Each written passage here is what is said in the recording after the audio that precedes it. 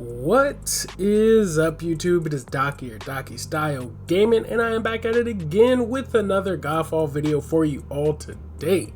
Now, this video is kind of a follow-up video to my last video because, as I mentioned, there were some other things that I translated that I didn't put in that video, so I'm going to be breaking down most of the rest of it in this video, but there are some key things I wanted to point out that I thought was pretty interesting lore-wise in terms of the game. So we'll be going over pretty much the controller layout as a whole, some more different enemy types, some of the weapons and loot, we know some of the different rarities, and some of the different tutorial screens that came up that actually gave us some more insight on some more lore world building aspects of the game. So like I always say, without further ado and wasting any more time, let's hop straight into this video. Now, before I hop straight into the controller layout, I do want to drop this quick clip real quick because I kind of forgot to put it in the last video, and it's essentially the very first interaction dialogue at the start of the game. Is your armor holding up? It's sluggish.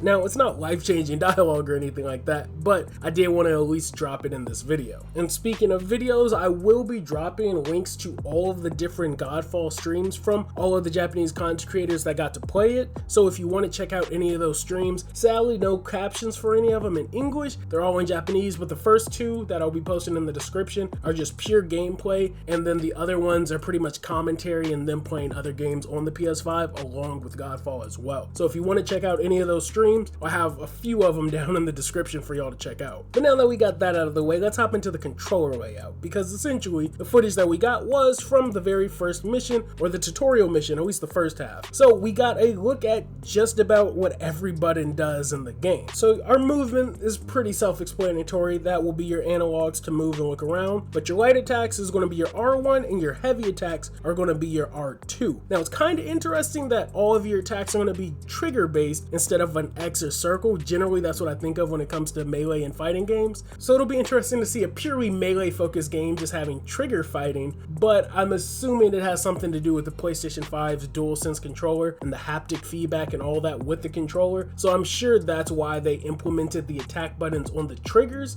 but it was something interesting I wanted to take note of. Now, from what we've seen so far, circle is essentially your jump button or to interact with space-time knots, which I will touch on that a little later. And then L3, of course, is your sprint. And then X was translated into avoid enemy attacks, so I'm assuming that's your evade button. Square is your consumable button, and in this case consumes a life stone, which again I will cover that in a bit. Now, pressing and holding L1 deploys and blocks with your shield, and then pressing and holding L1 will allow you to aim it, and then R2 will allow you to throw your shield. Now there's still a few buttons we don't know about, like the triangle button, the L2, and the directional pads, but from what we're missing, some of them are kind of self-explanatory. We still have our Archon mode that doesn't have button layouts for it right now. We still have our banner ability, which might be the triangle ability if I'm being real, and then who knows what the directional pads could actually be for. Now also, while going back through some of this footage, there were a couple other enemies that I wanted to cover that I missed last time. So one of them was called a Bronze Animus, which is this huge armored knight that you see in the gameplay right now. The other type of enemy that I translated was called the Crimson Protector, and it's the large, huge mace enemies. And then lastly, one of the other ones I translated was another crawling enemy called a Craven Spawnling, but I think it meant to translate it into a Cavern Spawnling. And with the first realm we're being the Earth realm, I think that makes a bit more sense.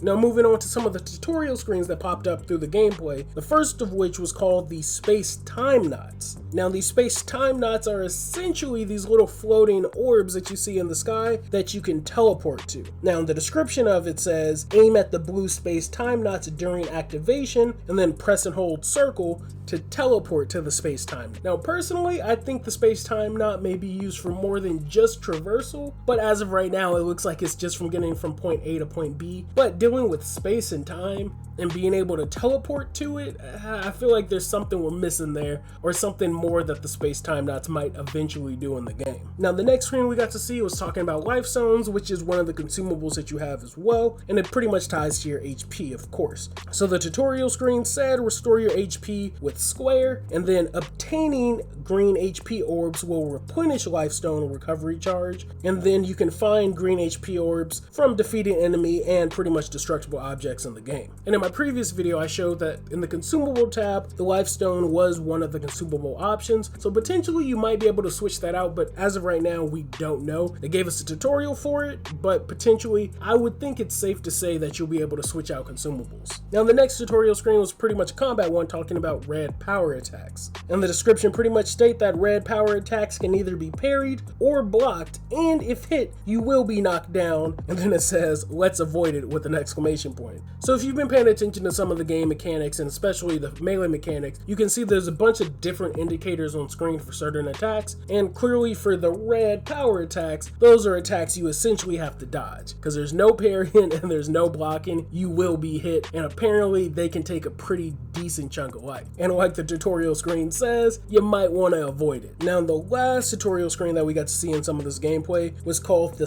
Flare Orb. Now, what's interesting about this is that I could see this popping up in not just other missions, but potentially some in-game type of missions as well. But essentially, the Flare Orb is a mini statue that's on the ground, and once you activate it, it seems like it'll be able to do other things. But what this one does in the gameplay is it starts a timer and it spawns out enemies, and it says survive until the countdown is over. Now, what's also interesting about it is it says defeat as many enemies as you can to upgrade your rewards. So the more enemies you beat within that time limit that you're supposed to be surviving, you'll also get better rewards. So part of me thinks that the Flare Orb might pop up in other places in the game as a way to give us or farm for some additional loot. And speaking of loot, we actually got to break down 2 different pieces of loot and all their different stats. I completely forgot to do this in my last video when I was translating everything, but I was able to translate one of the Warhammers and one of the Dual Blade. Both different rarities, and now because I was able to translate it, we know which rarity's which we kind of knew, and I think I explained it a bit in the last video.